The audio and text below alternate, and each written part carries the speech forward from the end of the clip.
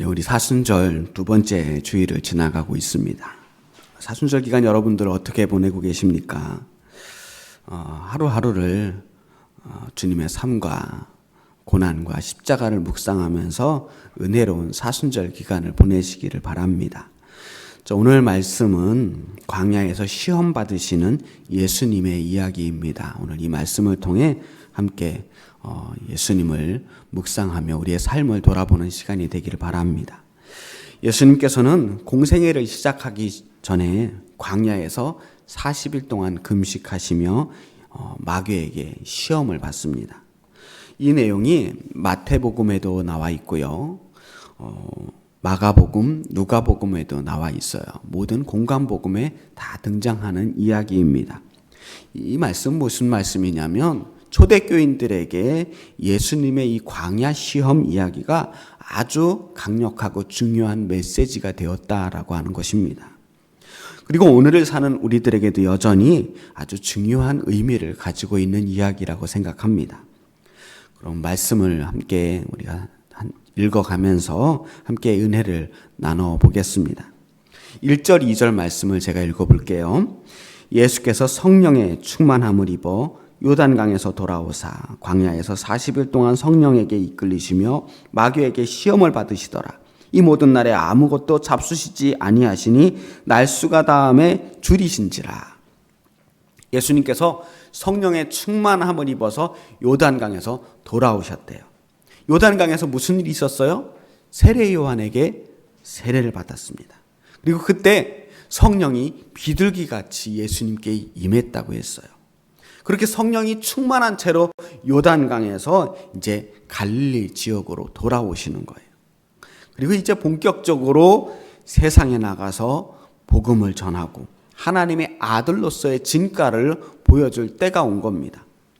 그런데 바로 그 순간에 성령은 예수님을 바로 사역의 현장으로 보내지 않으시고 광야로 이끌어내셨습니다.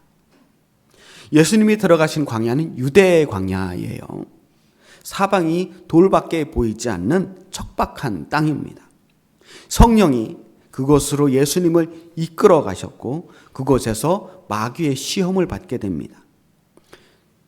이상하잖아요. 성령이 이끌어 가신 그곳에 마귀가 기다리고 있는 거예요.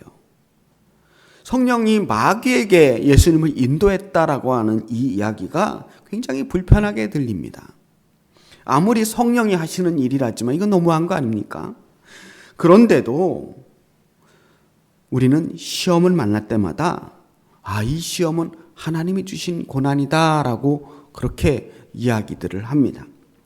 아주 많은 그리스도인들이 그렇게 생각해요.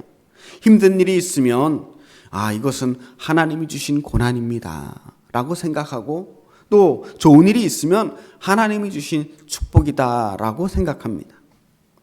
사실 이렇게 생각하는 게 믿음으로 살아가는 데 있어서 아주 큰 힘이 되기도 합니다. 좋은 일이 있으면 감사하고 안 좋은 일이 있으면 자신을 돌아보게 되는 거예요. 우리 주변에서 일어나는 그 많은 일들 속에서 하나님의 손길과 은혜를 발견하는 것은 정말로 좋은 신앙의 태도라고 생각합니다. 그리고 우리는 이미 이러한 생각들에 익숙해져 있습니다. 하지만 이런 신앙을 가질 때 조심해야 할 일들이 있습니다. 이 신앙을 잘못 방향을 잡으면 기복적인 신앙 혹은 미신적인 경향을 가진 신앙으로 변질될 수 있다는 위험이 있다는 거예요. 조금만 안 좋은 일이 있어도 이건 내가 기도를 안 해서 그런가, 내가 요즘 신앙생활을 제대로 안 해서 그런가 자책하게 되는 신앙이 될 수도 있고요.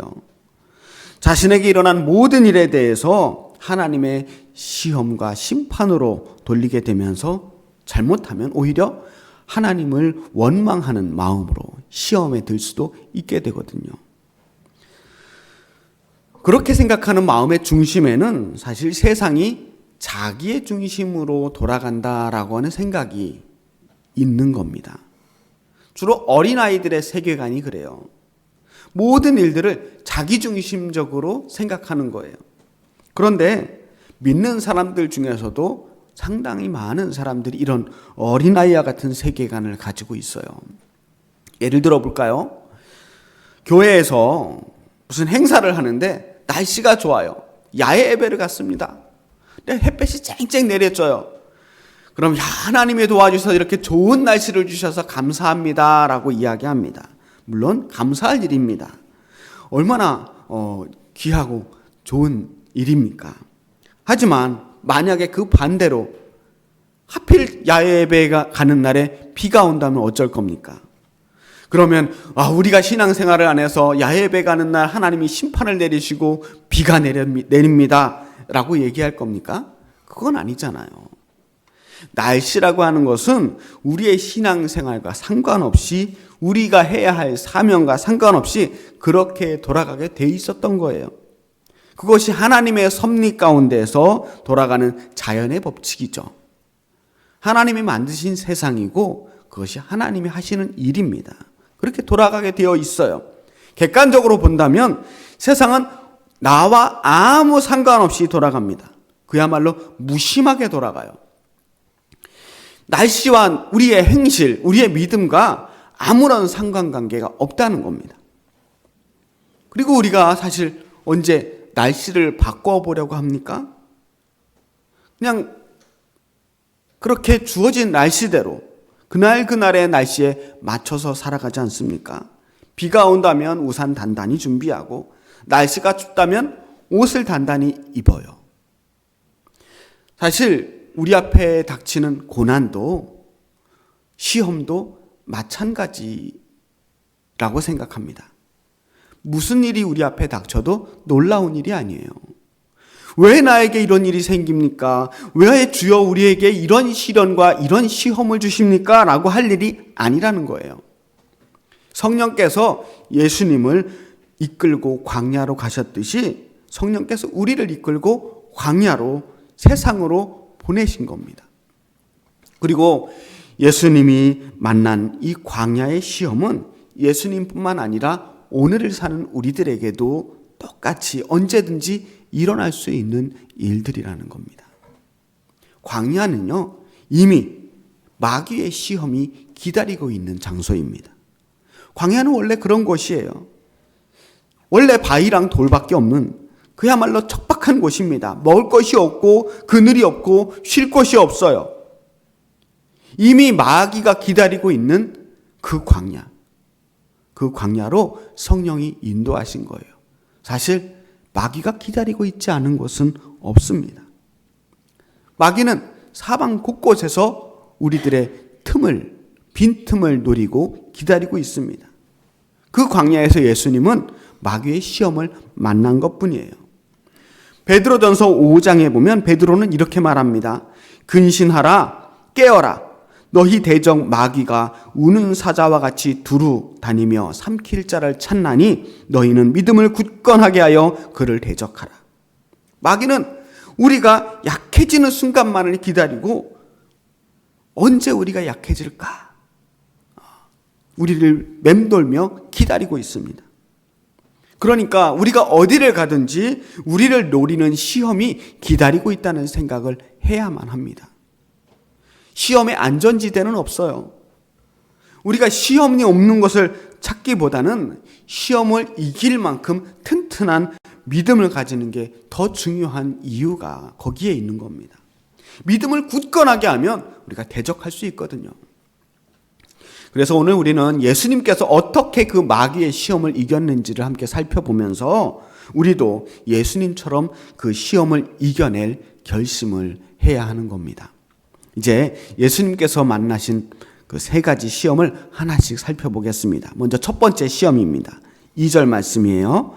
마귀에게 시험을 받으시더라. 이 모든 날에 아무것도 잡수시지 아니하시니 날수가 다음에 줄이신지라. 40일 동안 아무것도 잡수시지 않았어요. 일부러 작정하고 내가 40일 동안 밥을 먹지 않아야겠다. 그렇게 작정 금식을 하신 게 아니라 광야는 그런 곳이에요. 광야에 들어가는 순간 먹을 것이 없어요.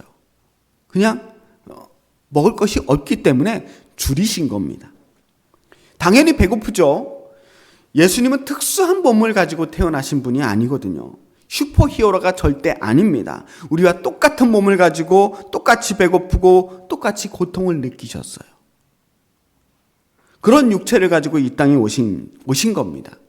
애초부터 우리랑 똑같은 신체를 가지고 오셔야만 했어요. 왜냐하면 저 우주적인 존재, 하나님이라고 하는 존재 자체는 너무나 크고 너무나 넓어서 우리와는 감히 가까워질 수 없고 공감할 수가 없어요.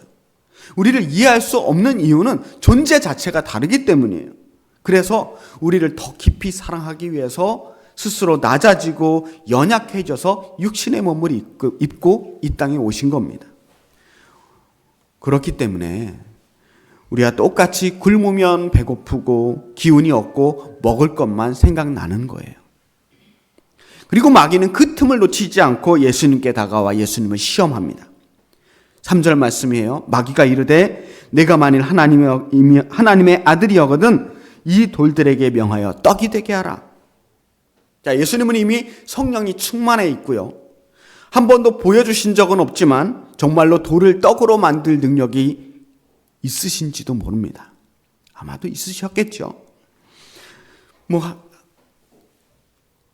돌을 떡으로 만들지는 않으셨어도 보리떡 5개와 물고기 2마리로 5,000명을 먹이신 분 아닙니까? 그까지 떡 몇 덩어리 만드는 게 뭐 대수겠습니까? 정말 예수님께서 그럴 필요가 있다고 생각하셨으면 괜히 40일을 굶으셨겠어요?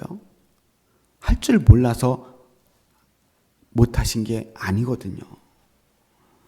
하지만 지금 이 상황에서 이 시험에서 정말 중요한 것은 예수님께서 이 돌을 떡으로 만들 수 있느냐 없느냐가 아닙니다.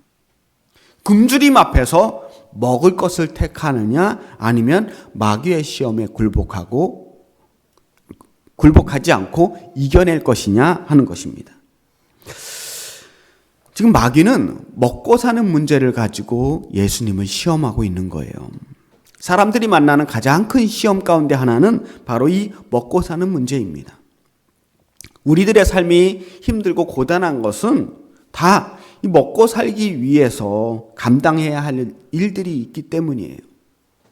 세상에는 공짜가 없다는 거. 그게 진리거든요. 그 누구도 우리에게 거저 무엇을 주지 않아요. 그래서 우리는 먹고 사는 문제 앞에서 치열합니다. 그리고 연약해질 수밖에 없어요. 먹고 살기 위해서라는 이유 때문에 우리는 많은 것들을 양보하거나 포기해야만 합니다. 우리의 시간은 물론이거니와 우리의 자존심, 정의감, 때로는 믿음까지도 잠시 미뤄둘 때가 있어요. 그리고 언제나 먹고 살기 위해서라는 그 이유가 우리에게 좋은 핑계가 됩니다. 하지만 예수님께서는 마귀에게 이렇게 대답합니다. 기록된 바 사람이 떡으로만 살 것이 아니라 하였느니라. 이 말씀은요, 신명기 8장 3절 말씀을 그대로 인용한 거예요. 이 말씀을 그래서 정확하게 이해하려면 신명기서 8장 3절에 어떻게 기록되어 있는지를 봐야 돼요. 그 맥락에서 말씀하신 거니까. 8장 3절 제가 읽어볼게요. 너를 낮추시며 너를 줄이게 하시며 또 너도 알지 못하며 내 조상들도 알지 못하던 만나를 내게 먹이신 것은 사람이 떡으로만 사는 것이 아니요 여호와의 입에서 나오는 모든 말씀으로 사는 줄을 내가 알게 하려 하심이니라.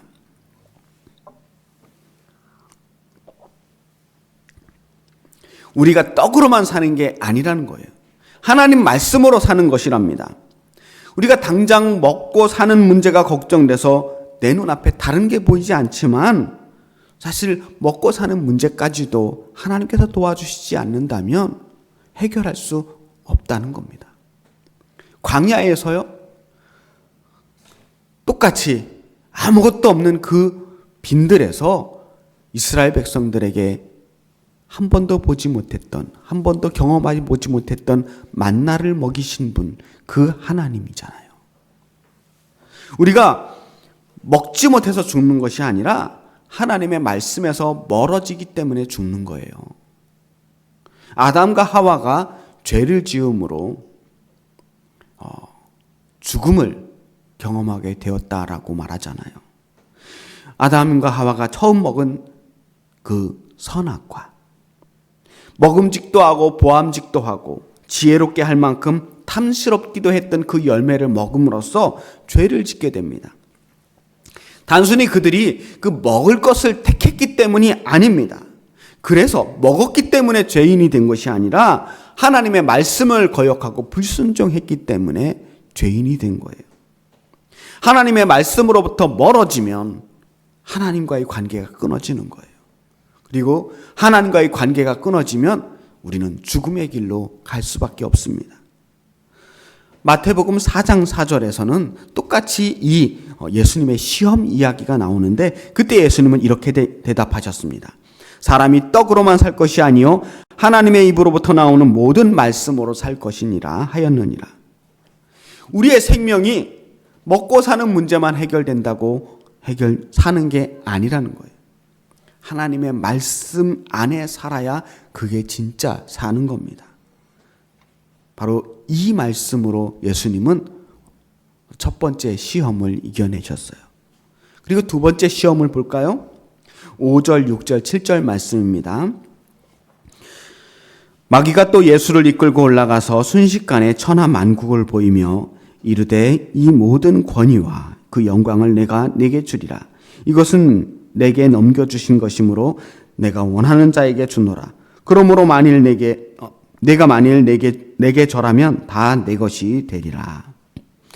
예수님께 세상의 모든 권위와 영광을 주겠다는 겁니다.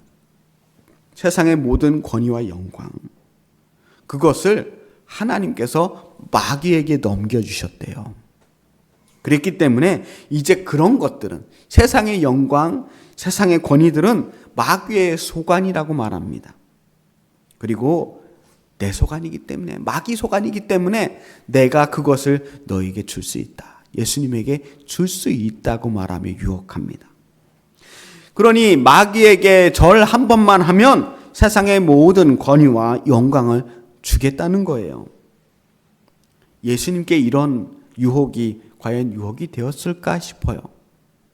하지만 예수님은 어떠셨는지 모르지만 세상의 권위와 영광이 오늘을 살아가는 우리들에게는 제법 솔깃한 유혹이 됩니다.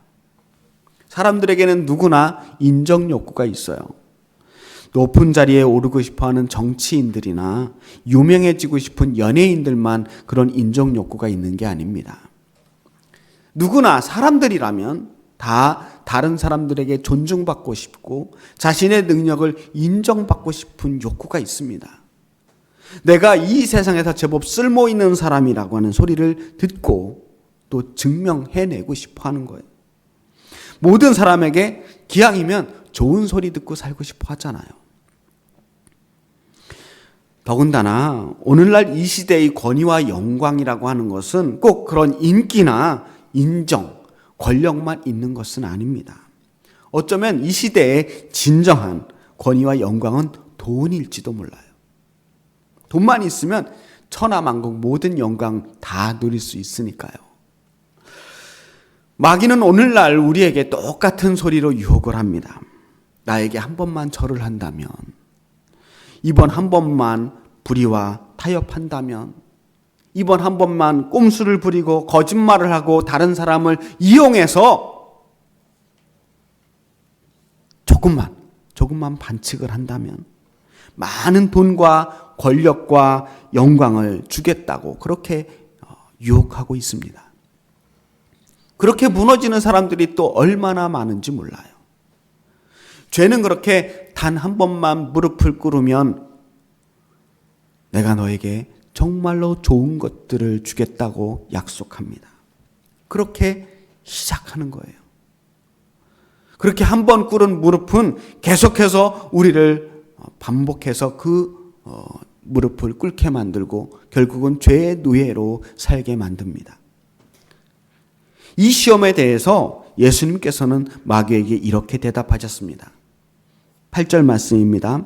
기록된 바 주 너의 하나님께 경배하고 다만 그를 섬기라 하였느니라. 이 말씀은 신명기 6장 13절에 있는 말씀을 그대로 인용하신 거예요.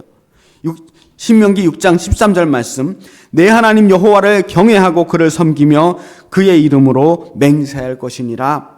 그리고 이 말씀 바로 뒤에 또 이런 말씀이 이어져요.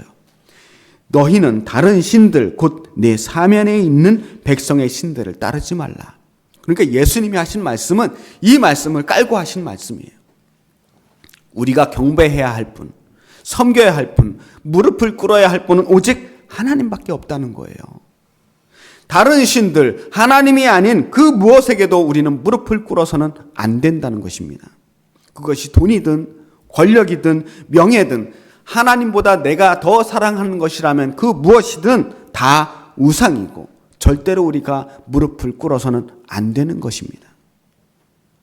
우리가 경외해야 할 분, 섬길 분은 오직 하나님 한 분이라는 것, 이 원칙만 가지고 있다면 우리는 그 어떤 유혹도 이겨낼 수 있는 거예요.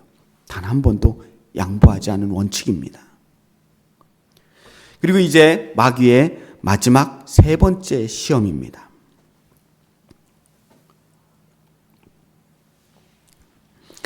9절에서 11절 말씀입니다. 또 이끌고 예루살렘으로 가서 성전 꼭대기에 세우고 이르되 내가 만일 하나님의 아들이거든 여기서 뛰어내리라. 기록되었을 때 하나님이 너를 위하여 그 사자들을 명하사 너를 지키게 하시리라 하였고 또한 그들이 손으로 너를 받들어 내 발이 돌에 부딪히지 않게 하시리라 하였느니라.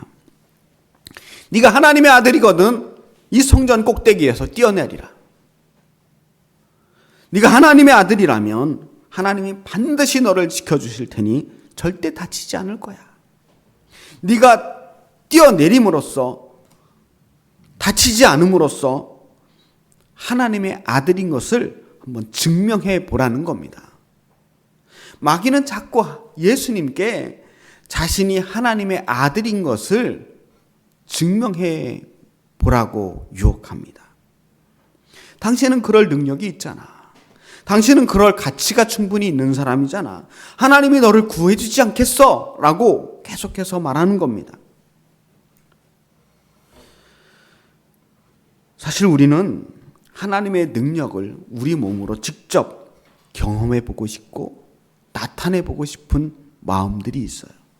기왕이면 우리 손으로 우리 몸으로 하나님의 기적을 체험하고 싶어 하죠. 내가 하나님의 자녀라고 하는 것을 확실하게 증명하고 싶은 겁니다. 그래서 보다 확실한 증거와 확신을 갖고 믿음 생활을 하고 싶은 마음들이 있어요. 그렇게 해서 나타나는 것들이 방언이나 특별한 은사나 어떤 능력들을 사모하는 마음이죠. 어떤 그런 영적인 체험을 해야만, 기적적인 체험을 해야만 정말 내가 은혜를 받은 것 같고 하나님이 나를 정말 사랑하는 것 같은 마음이 드는 거죠. 하지만 그런 마음조차도 시험일 수 있습니다. 예수님은 이렇게 대답하십니다. 이르시되 주 너의 하나님을 시험하지 말라 하였느니라. 이 말씀도 역시 신명기 말씀을 그대로 인용하신 거예요. 신명기 6장 16절 말씀입니다. 너희가 마사에서 시험한 것 같이 너희 하나님 여호와를 시험하지 말고. 이스라엘 백성들이 광야를 지날 때에 물이 없어요. 그래서 그곳에서 모세를 원망하면서 하나님을 시험합니다. 그리고 그때 모세가 바위를 쳐서 물을 내었는데 그때 그곳이 바로 마사라고 하는 곳입니다. 하나님을 시험하는 것, 그게 뭐냐면 하나님을 의심하는 거예요. 하나님이 정말 날 사랑하는 게 맞을까? 내가 구원받은 게 맞을까? 내가 은혜 받은 게 맞을까? 확신이 없는 거예요. 그래서 자꾸 시험하게 되는 거예요. 정말 믿음은 아무것도 보여주시지 않아도 여전히 하나님을 신뢰하는 마음. 그게 진짜 믿음이거든요. 아무리 목이 말라도 하나님께서 여기까지 우리를 이끌어내셨다면 틀림없이 하나님이 물을 주실 것이라고 하는 믿음을 가지고 있었어야 돼요.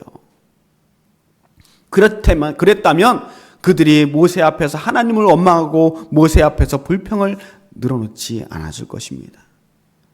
믿음이 없으니까 자꾸만 불평을 하게 되고 표적을 구하고 체험을 구하는 겁니다. 진짜 믿음은 하나님을 시험하지 않습니다. 보이지 않는 것을 믿을 수 있는 믿음이 진짜 믿음이에요. 다 보고 믿으면 그게 무슨 믿음이 필요합니까? 그런 것에는 믿음이 필요하지 않아요. 보여주지 않아도 여전히 믿을 수 있는 하나님에 대한 신뢰가 진짜 시험을 이기는 믿음입니다. 성전 꼭대기에서 직접 뛰어내려 보지 않아도 하나님께서는 언제나 나를 보호하시고 지켜주시는 분이라고 하는 그 믿음의 확신을 가진 사람들은 그런 시험에 넘어가지 않아요. 그게 진짜 믿음이거든요. 무엇보다 시험이라고 해서 시험이 나에게 찾아온다고 해서 그 시험을 다 받으면 안 돼요. 주 너의 하나님을 시험하지 말라. 단호하게 그 시험을 거부할 수 있어야 합니다. 시험이 찾아올 때 그 시험을 내가 일일이 상대하면 그게 다 시험이 되고요. 그 시험이 아무것도 아닌 거라고, 시험하지 말라고 애초에 거부하면 아무것도 아닌 거예요.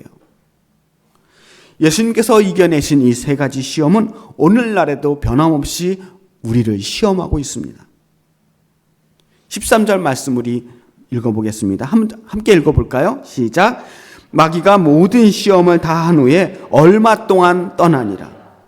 아멘. 여러분 기억해야 돼요. 마귀가 아주 떠난 게 아니라 얼마 동안 떠나요. 시험을 다 이긴 것 같아도 시험은 또 찾아올 수 있습니다. 계속 우리 주변을 맴돌면서 우리가 약해지는 순간을 기다립니다. 하지만 두려워할 필요가 없습니다. 우리가 살아가는 2024년의 광야는 언제나 어디서든 시험이 찾아와도 놀랄 일이 아니에요. 그게 이상한 일은 아닙니다. 하지만 두려워할 일도 아니라는 거예요. 예수님께서 시험을 이기셨듯이 오늘 우리도 예수님처럼 시험을 이기면 됩니다. 시험은 시험과 싸워서 이기는 것이 아닙니다. 언제나 우산을 들고 다니는 사람은 비를 두려워하지 않습니다. 비가 오면 우산을 펴고 걸어 다니면 돼요. 언제나 믿음의 원칙을 갖고 있는 사람은 시험이 찾아와도 흔들리지 않습니다. 그 시험이 내게 조금도 유혹이 되지 않기 때문입니다. 예수님은 마귀의 프레임에 속지 않았어요.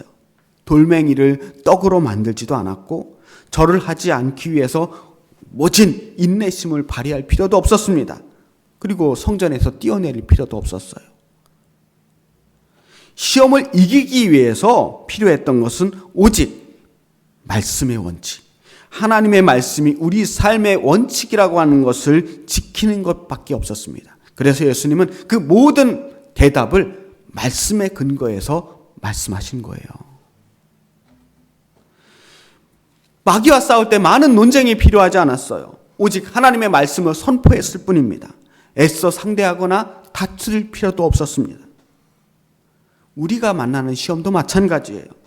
혹시 우리를 괴롭히는 시험들이 있습니까? 예수님께서 이기셨듯이 그 시험을 말씀으로, 믿음의 원칙으로 물리치시기를 축복합니다. 하나님을 향한 그 완전한 믿음으로 모든 믿음에 언제나 승리하시기를 주의 이름으로 축원합니다. 기도하겠습니다. 살아계신 아버지 하나님, 사순절 기간을 지나가면서 또 우리는 여전히 수많은 시험을 만납니다.